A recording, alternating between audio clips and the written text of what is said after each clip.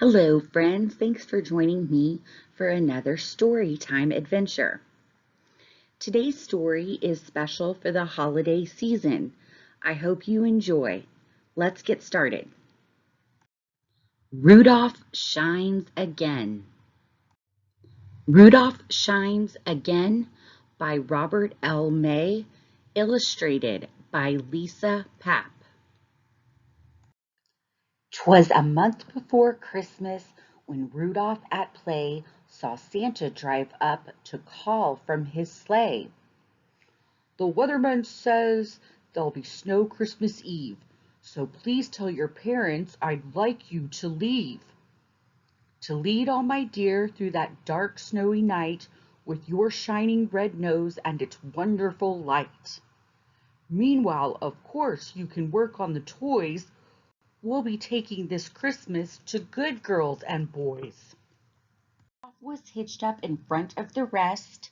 He heard the deer whisper, "What makes him the best? We're bigger and stronger and older.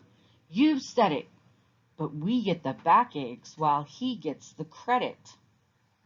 The deer in the workshop were mean to him too. They gave him the messiest gluing to do. He carried the heaviest loads of them all, and when football was played, they made Rudolph the ball. Poor Rudolph! He worried, he wept, and he whined, and the more he shed tears, the less his nose shined. "Oh, poor little me!"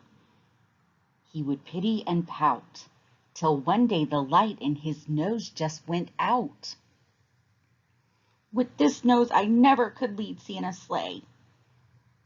I'm useless here now, so why would I stay? I'll leave here tonight while the rest are in bed and go to some faraway country instead, where none of the new folks who'll be introduced to me know how much brighter my nose really used to be."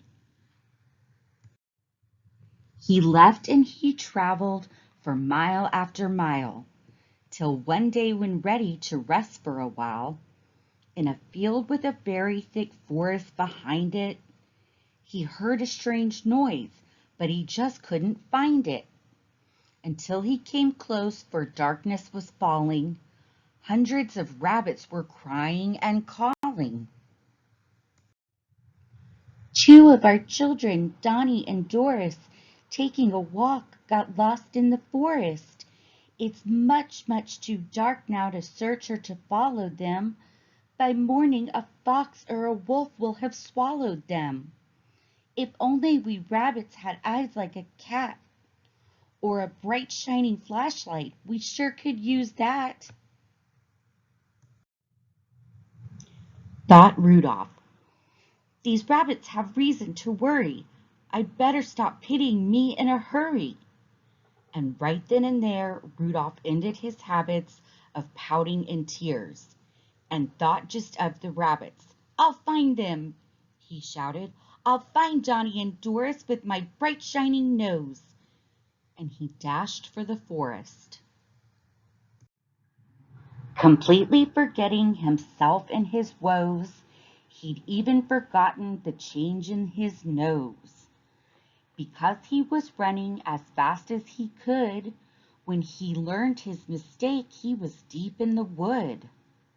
He now faced the risks of that dangerous place with a nose no more bright than the one on your face. "I promised the rabbits their babies I'd save. I may have been stupid, I've got to be brave. My nose doesn't shine, but like all the other deers, it's still a good sniffer. I still have sharp ears."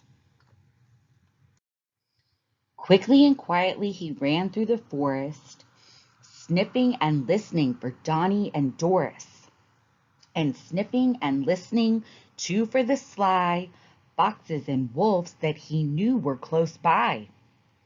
With all that huge forest to search without light, do you think that Rudolph will find them that night?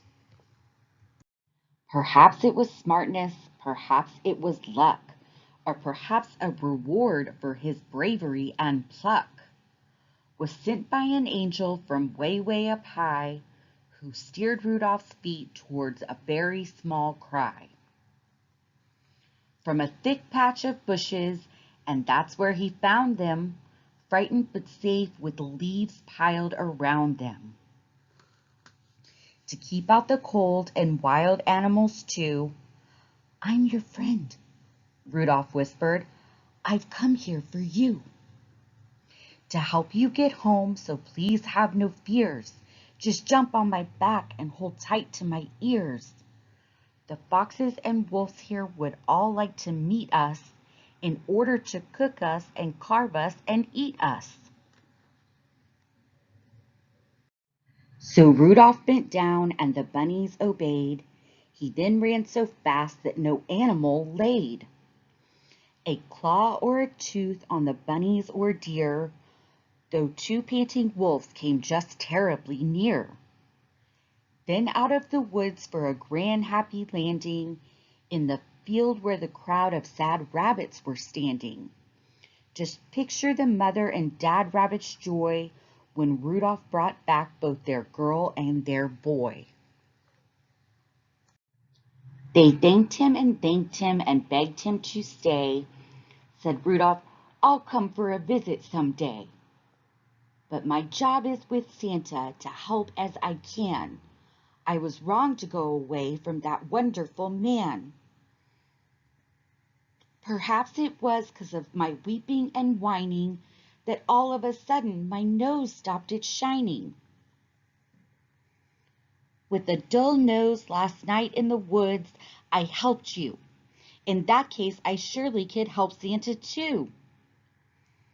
As Santa's front reindeer, I guess I'm all through, but I still could load boxes or work with the glue." As tears from the rabbit's eyes started to roll, he started his trip to the far-off North Pole. Before this remarkable journey was through, 'twas the day before Christmas and darker it grew.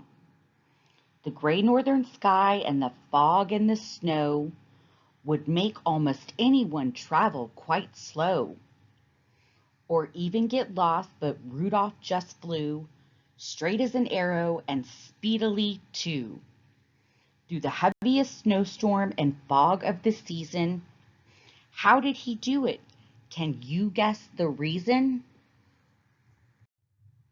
Ever since Rudolph had saved the young rabbits, forgetting himself and ended his habits of thinking of Rudolph and weeping and whining, the light in his nose had again started shining. At first very little, too dimly to view with it. Do you think that the angel had something to do with it? Then slowly more bright like a red glowing coal, until when at last he could see the North Pole. In Santa's big sleigh by the workshop front door, it shone just as brightly as ever before. The deer were all hitched, the sleigh almost loaded, and Santa so worried he nearly exploded. "Without Rudolph's red nose and its wonderful glow, how will I steer through the fog and the snow?"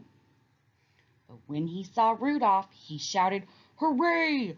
Quick, take your place at the head of the sleigh." The deer crowd called, "Rudolph, we dear are glad too.